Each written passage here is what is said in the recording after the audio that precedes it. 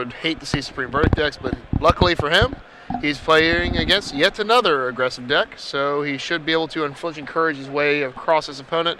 Again, if you're in a nutshell, if we were just kind of guessing based on matchup, I would go with the Unflinching Courage deck. But let's take a look at Robert's deck, and it's pretty much the same old. We got two Azorius Arresters. Made a little bit of fun about that card earlier.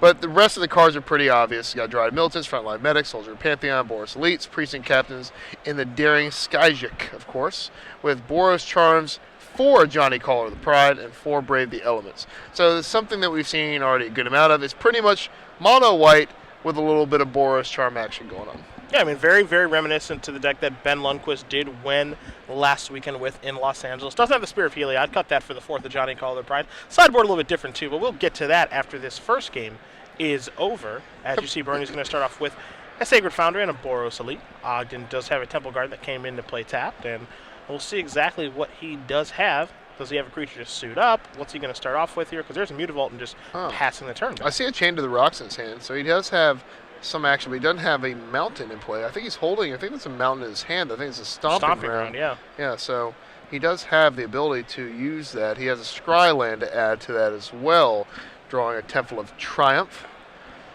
Stomping Ground going to come to play untapped. You saw Bernie just play a Soldier of the Pantheon and pass the turn back, so does not have a second land. Witch Stalker? Is that the question? I saw an Unflinching Courage. If he has a Witch Stalker, this is going to be, we're going to have our, we're going to test it right now. Let's see if the aggro deck can beat this, because this is a combination of cards going to be tough. Luckily for Bernie, he's got enough. Oh, he only has 1 land. That's not lucky. But luckily for him, nope, not. He's on a mold of 5. That makes sense. If he were to have a second land and be able to put 5 power on the board, he could block it and trade. Because I'll tell you something. If I'm the aggro player against that, I will throw everything I got in front of that creature to get rid of that Unflinching Courage. Absolutely. Yeah, so. You see the Temple of Mana going to come into play. There is your Witch Stalker. It's a wolf. It's a 3/3 with Hexproof, and it's probably going to become a 5/5 lifelinking Trampler with Hexproof in just a moment. Yeah, and it got a good amount of hype when it came out. And it kind of, because there's already a banned Hexproof deck already around, so it gave it yet another creature to that deck. But it was pretty much already on its way out. Even against the decks that it could beat, like Jund started adopting Barter in Blood. So even if you could get a decent suited up creature, Jund could still have the answers to beat you with it. So it kind of died off a little bit. A little bit surprised not to see the Witch Stalker get into combat there. As a 5/5 versus 4 points of 4 points of power, so I'm surprised that Ogden did not get into the red zone with that creature. Yeah, he's net gain damage and life either way, so you should get him in there as much as you can. See a Boros Charm over there. Does have a Chain of the Rocks in his hand as well, and there is the Chain to the Rocks, so that's going to come into play. It's going to take care of the Soldier. It's going to go on to the Stomping Ground, so Chain of the Rocks comes on in. I think he's on a Temple card right now. Yeah, it'll move over to the Stomping Ground, so you do have it is Enchant Mountain, of course, so it does have a legal target, and there's a Witch Stalker that's going to come in. And they're going to fix that. Besides this, I think, again, if he doesn't attack again, I'd be very, very, shocked. There we go. Yeah, now he's going to get into the red zone here.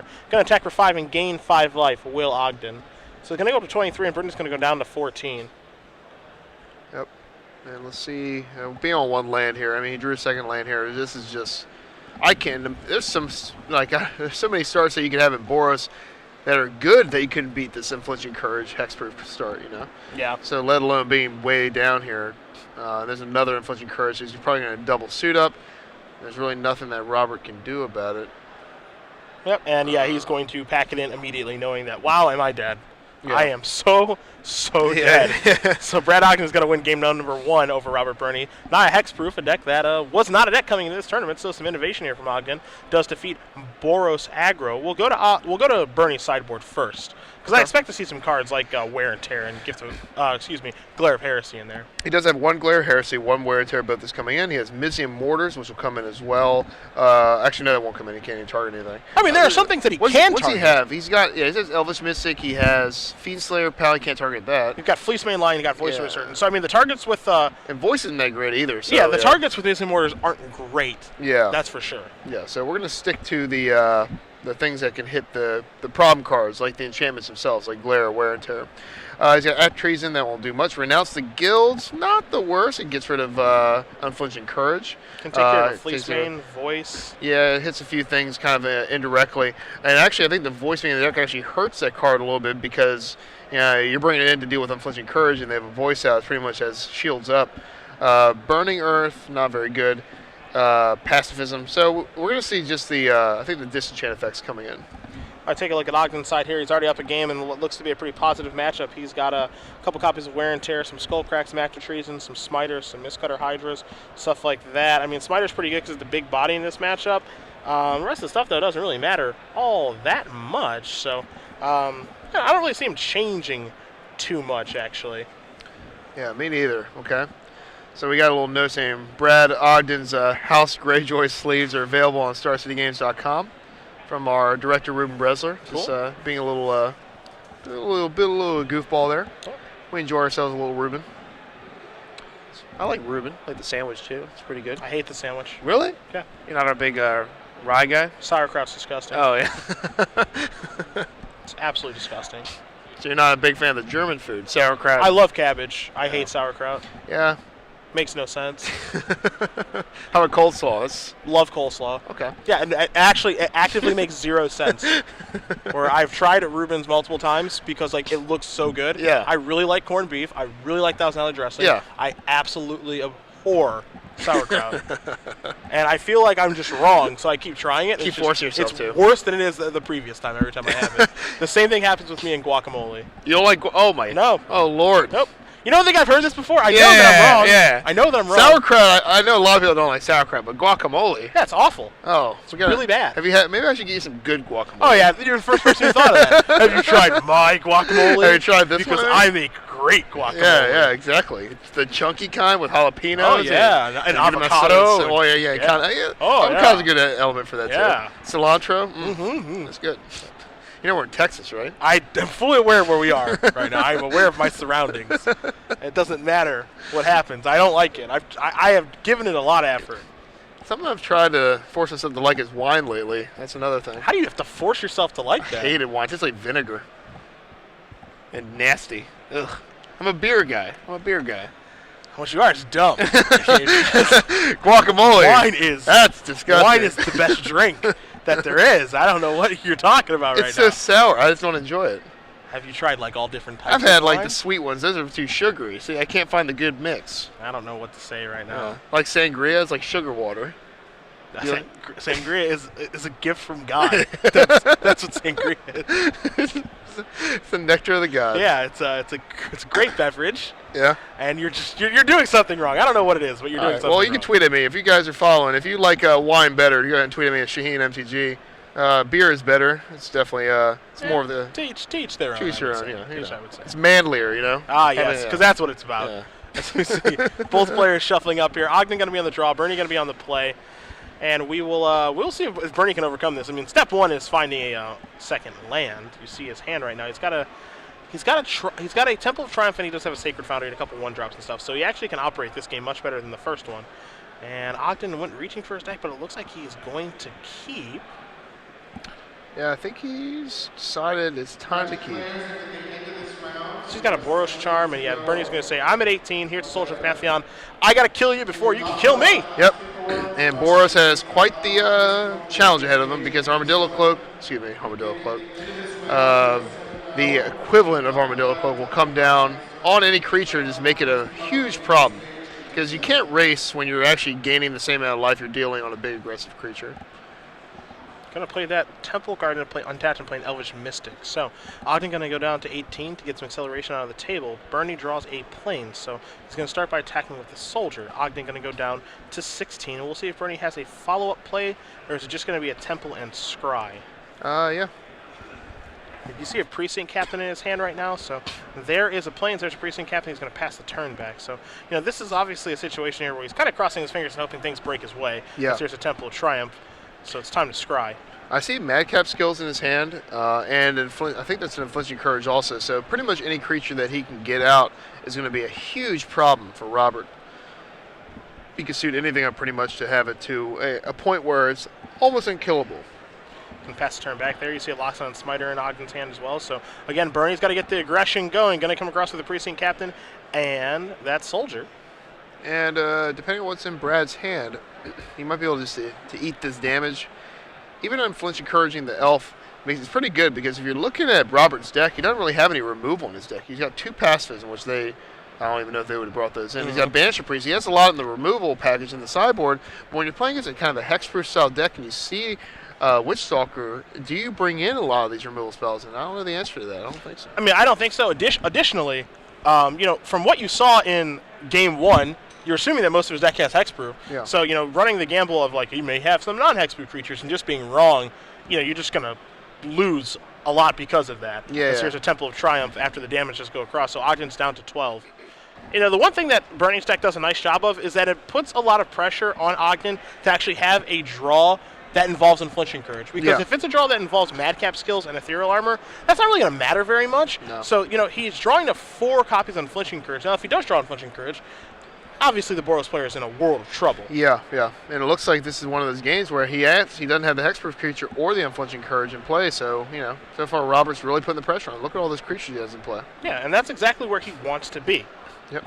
You see a copy of Madcap Skills in the grip. There's a Chain of the Rocks over there. There's a couple Smiters. Brave the Elements can push through a bunch of damage right now. Temple Garden came into play untapped. So this is exactly how a Boros aggro deck can beat a hexproof deck. Yep. And here is the Witch Stalker. All right, so there is a hexproof creature. And now here's a Chain to the Rocks with a Mountain to enchant. And the target's going to be Precinct Captain. Oh, and looking at Robert's hand, he has a Johnny in his hand, which is going to be pretty pivotal here to getting those creatures through still. The +1/+1 counter on one of the soldiers here will be able to get through the Witch Stalker. Yeah, I like putting it on one of the soldier tokens. And maybe just saying that in addition, you could use the jump ability on a Johnny, but that's not all that enticing.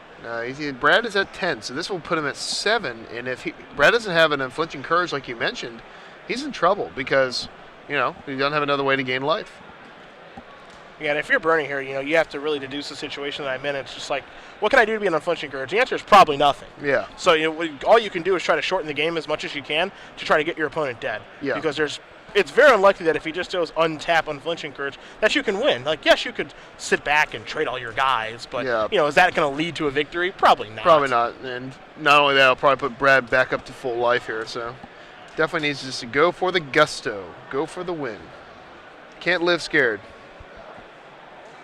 All right, so there is a Johnny Call of the Pride, the Planeswalker that is really starting to pick up and play here.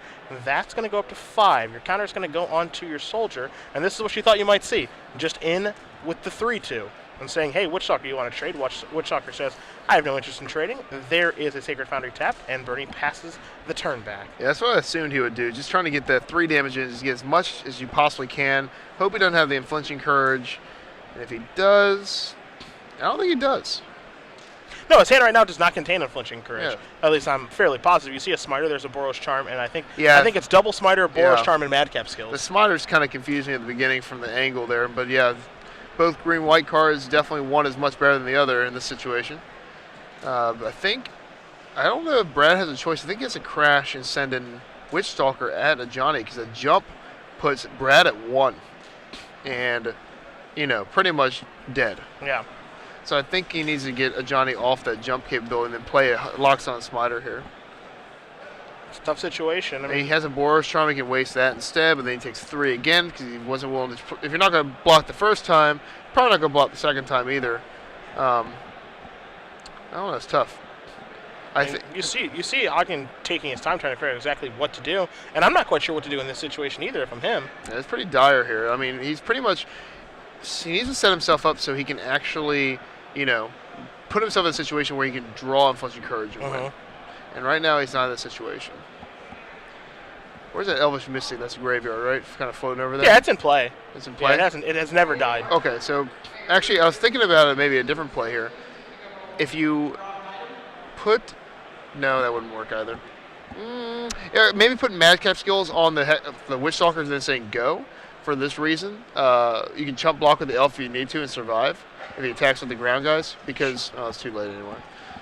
Because then if he draws Unflinching Courage, it would be a humongous life swing the next turn. Sure. To be able to come back in the game. Well, it was pretty hopeless though. So you see Berni does just jump his Soldier of the Pantheon and going to knock Ogden down to 1, chosen with Boros Charm, and says, we are done here. Let's go to a 3rd game. So Ogden's going to go back to his sideboard while you see Berni is just shuffling up here. So he is happy with his configuration. He's got a better idea of what his opponent is playing. And we'll see if he does change anything around here for this third and final game between Naya Hexproof and Boris Aggro. And again, if you had to put your money on somebody, I'd always go with the Unflinching Courage deck in this matchup. But if Robert comes out the gate again and Brad again does not have one of his 4-ofs, then I would put the chance of victory on Robert's side. Yeah, I think I really think that this matchup is just Unflinching Courage or bust. It changes everything. Because you see how ineffective Madcap Skills is. You see how Boris Charm isn't very great in this matchup, even though, you can steal some wins with make a guy big and then double strike it. That's a thing that can happen. But it's really all about Unflinching Courage. Yeah. That's what it comes down to. There are 4 of those. There are no way to find them. Thankfully, Scrylands do exist, and Ogden's able to play. He's playing 6 of them, and 3 Temple Triumph and 3 Temple of Abandon. But it's really just comes down to the Unflinching Courage or bust. So we'll see if he's able to find one for this third and final game. I suppose there are draws that lend themselves to being able to just aggro the Boros player out, but I would be surprised to see that happen. I guess. Me too. It'd involve turn 2 locks on Smiter, I think, would be the way to do that. But otherwise, the Boros player's creatures are much more efficient, especially if he gets Frontline Medic going, which is kind of an all-star card, kind of a forgotten card. But it's very good in the aggro matchup, in the aggro mirror match, because then you're like, oh, well, none of my guys are going to die in combat, so crashing on in, good luck, see what you can do. Yeah, so. Which is a strategy. It is a plan. And we'll see exactly how this third game does shape up, because you see Ogden has gone back to his sideboard, and he's taking a decent amount of time trying to figure out exactly what he wants to do for this third and final game.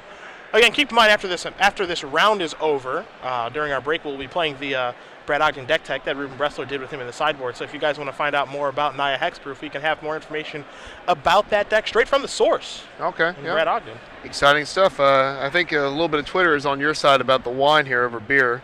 That's fine, though. I mean, it was never really a debate, I guess. No, not at all. There's your side, which is blatantly incorrect. Yeah, that's true. Actually, speaking of my side, which is more often right than wrong, I would say myself personally. Nas says something about peasants and beer, which is actually true historically. The poor would drink the beer, and the wealthy, of course, have drank wine since the beginning of time, civilized time, anyway. So yeah, with their pinky in the sky. The pinky in the sky. Absolutely. They have their mutton and their leg of whatever, glass of wine, good times. So yes. Yeah. Where some people are opting for what they deem hard liquor. Oh, not really my area. Right. Yeah, that's for alcoholics. Yes. Yeah. We drink it for the flavor, of course. Of course. Yes. Nothing else. It's a nice casual drink to have with a meal. Yeah. Yes. I agree completely. So definitely a hard thing to do too. When you do that low carb diet, I had to stick to Michelob Ultra and Coors Light. Those are my drinks of choice. So I didn't know. Because yesterday you got in late, and then you went to sleep while I watched Olympus Has Fallen. Don't judge me, please. It's really just not good. Yeah. But I did not know that you drank sewer water. I did not know that that's what you do. Yes, that's what you do when you're trying to lose the pounds. You got to drink the. Are you against water? Did you just not want to drink that, or? No, apparently it still can have some kind of alcohol content. Historically, I think it does. Oh, okay. You can't really tell because it tastes like like you said, sewer water. Sewer water's the word, yeah. It's real bad. Okay. Yeah, it's real bad. How is the low-carb diet working out for you? It was good, yeah. I mean, I lost like 20 pounds this summer. I lost 50 pounds the first go-around. I did it about when I was 26. But definitely you see the people of Star City Games sheds weight. You obviously are on the weight loss plan as well. I am. Congratulations. Due to some inspiration from Brian Bronwyn and Ricky Hayashi. And Ali Andrazi. Yes. Dropped 80 pounds almost himself. Cool 80. Yeah, so we have a lot of Star City folk shedding the weight here. Yeah. And Channel Fireball does a little bit. LSV lost a little weight, too. Yeah, LSV doing his jogs and everything. I know he runs a lot now and is running marathon. Have you seen Paul Chion lately? I have. He is a diesel he looks man. Great. Yeah, he looks great. He's intimidating. He looks great, yeah. I saw him at the pictures of old Chion versus new Chion. Yeah. It's like a completely different person. It is. It's like a bodybuilder Chion. Yeah. So yeah, Magic is definitely if you read Ricky's article, you guys listening that have it, it's about health and Magic. And Magic tends to make people, kind of ignore the health aspect of their life, and fast food is easy to do in between a 10-round tournament. So it's something you got to keep an eye on, especially all you young bucks out there. That's right. I had a salad for lunch today. Yep. And I hated it. Yep. And I had a sandwich with no bread on it. Yeah. So good times. All right. So here we go. Stomping ground to start for Ogden. You see a Dryad Militant and a Plains here for Berni. So again, it's all about the beatdowns for Berni. He's just got to get the beatdowns going. It's a stomping ground here from Ogden. And you see, look at Ogden's lands right now. He's playing a 3-color deck, and that means he can have some mana issues. I mean, he's got 2 stomping grounds in play, and he has Fiendslayer Paladin in his hand. Yeah. This can happen. Especially when you're playing the aggressive decks that need white, red, and green early. Yeah, Witchstalker, double green, Slayer, double white. Yeah, I used to be ambitious, and I played Anger of the Gods in blue, white, red, and I was like, oh, wait, this is a pipe dream. Yeah, you cannot do that. Cannot do it. Temple Garden off the top here for Ogden. We'll see if he has a creature. I see a Voice of Resurgence in the middle of all that action. And there is a... Witchstalker as well. There's also an Unflinching Courage hanging out in the grip. So there is the 3/3 Hexproof Wolf. And that is difficult to attack through right there. It is. And he has a Johnny in his hand, so he's able to put some damage in. But that's a scary card, because Robert knows, when he saw game 1, he's just one Unflinching Courage away from being in deep trouble. And there's your attack with the Dry Milton. It's a 3/2. But as you mentioned, it only takes one Unflinching Courage to turn everything around. He has an Aetheral Armor, too. If he draws a land, we're about to see this game get taken out of control. And if Robert has a Glare of Heresy or a Wear and Tear, he can easily come back from that. But if he doesn't, then it's just going to be, downhill from here. And I can imagine over the course of the day, Ogden has caught a lot of people off guard with this deck. Just a deck that no one is really prepared for. And again, if the things are shifting the way that we felt they were shifting over to an aggressive format with mono red and Boros and things of this nature, a deck like this is perfect. Yeah. As long as you don't play against Esper and Supreme Verdicts and things like that, a deck like this it's definitely a gamble. Yeah. But it feels like the correct gamble to take. Oh, definitely. It looks like he's not even gaining life. Does he have the Unflinching Courage? He's got the Courage in his hand. Okay, he's just going to wait. So what he's going to do is he's going to get some damage through now. And okay, so there goes a Johnny. Now I don't know if it's possible for Berni to kill him on this turn or not. And Berni quickly untaps here. He could have easily killed a Johnny by playing. Oh no, he couldn't have cast it because of Aetheral Armor. He only has 1 white. So he's going to attack across here for 4. He's going to put Ogden down to 9. Let's see what the follow-up play is here for Berni, because this is super important. We're going to see him take a look at the Witchstalker. How's this thing work?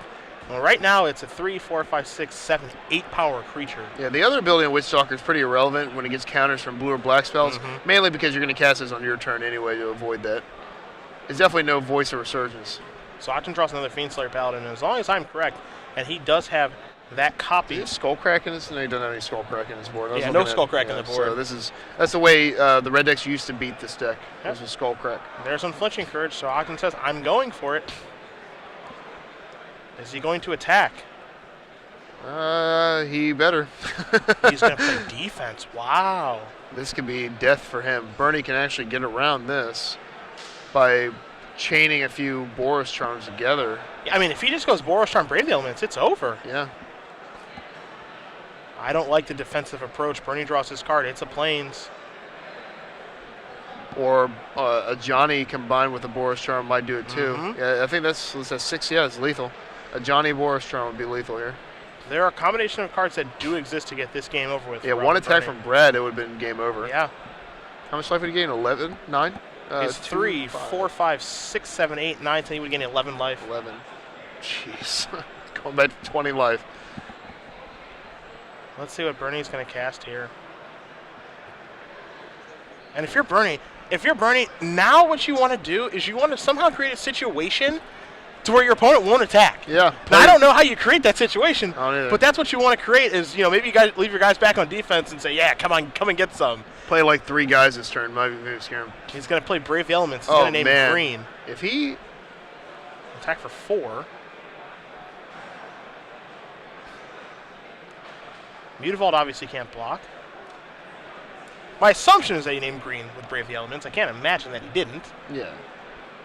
So he wants to come across for 4 points of damage. If he has double Boros Charm in his hand, I might get ill from this loss. Yeah, naming Green to come across, going to put Ogden down to 5. I think Robert, he's taking his time, so I don't think he has the win here. I think he just did, a little bit of damage. I think he might realize that he's 1 point short. Temple of Mana going to come into play, show some Mad Cat skills on top of the deck. We're going to attack this time? I would attack. Please attack. Need to get in there. Yeah, I think Brad is kind of just scared. Maybe he thought blocking would be the best play there. Activate Mutavault, and he's going to attack with both creatures. There's a wear tear. So if he would have attacked last turn when he was tapped, Robert was tapped out, he would have gained 11 life, and now. Well, no, Robert wasn't tapped out last turn. Oh, wasn't tapped out. No, he left up wear tear. Oh, okay. So now a bunch of damage is going to get dealt. Now the follow-up play is going to be a Voice of Resurgence. God, attacking with that Mutavault is very risky there. Wow, that is good. Berni shows him a Boros Charm, and that is it. So Robert Berni is going to win this match 2-1 over Brad Ogden. Yeah, I think if you attack the turn before, you can actually think about maybe setting up something the next turn. But he actually didn't draw anything else. But for example, you attack the turn before. If you attack the turn before and he has the wear and tear, and you can untap and draw another Unflinching Courage and be able to actually get in the second time. If you wait a whole turn, like Robert did, he didn't even have to waste the wear and tear. He's just like, oh, I'll just wait for you to actually, when you decide to attack me, then use it. Yeah. So you can't actually resuit and then get me. Yeah, and also the other thing that could have happened in that game too, back here in the booth, Cedric Phillips, Shaheen Cerrone here in Dallas, Fort Worth, Texas, is that the turn where Berni tapped out for a Johnny, that was the turn where Ogden played a Madcap Skills and an Ethereal Armor and killed a Johnny, where instead he could have just played Unflinching Courage and killed it. Yeah. And so he would have gained himself 5 points of life. And maybe the game is completely different there. Maybe Berni has to stop attacking, or who knows how the game progresses from that point. But the main point in the story is that he drew Unflinching Courage, he drew a Hexproof creature, and he did not win. Yeah, I think he played a little too cautiously per turn. And again, when you're playing a deck like Hexproof, it's better to be not safe than sorry, I think. Yeah, it's a one-way kind of deck. Yeah, you're pedal to metal. Yeah, you're just like, I hope this guy with 17 enchantments on it will kill my opponent and I attack. And if it doesn't, we tried our best, Yeah. I mean, good beats, play next game. Yeah, exactly. That's basically how it does work. But either way, Robert Berni is going to win that match. Going to move on to 6-1. Brad Ogden takes a tough second loss. But we're gonna head Brad's way, because I know a lot of people are interested about this deck, and so what we're gonna do is we're gonna cut to the deck tech with Brad and Ruben in the sideboard. She and I are gonna take a little break, but we will be back for round number 8 here in Dallas. We of course do appreciate you guys watching. Enjoy the deck tech. See you in a little bit. StarCityGames.com is proud to announce the release of the newly redesigned SCG Mobile version 3.0, now available for iOS and Android devices. It features complete article access, including full archives, an incredibly robust life counter we call the Life Management System, card search with live pricing on every single card in the world's largest Magic the Gathering inventory, a new mobile store to purchase digital items like new life management themes, and much more. Visit SCGMobile.com or search for SCG Mobile in the App Store or Google Play Store today.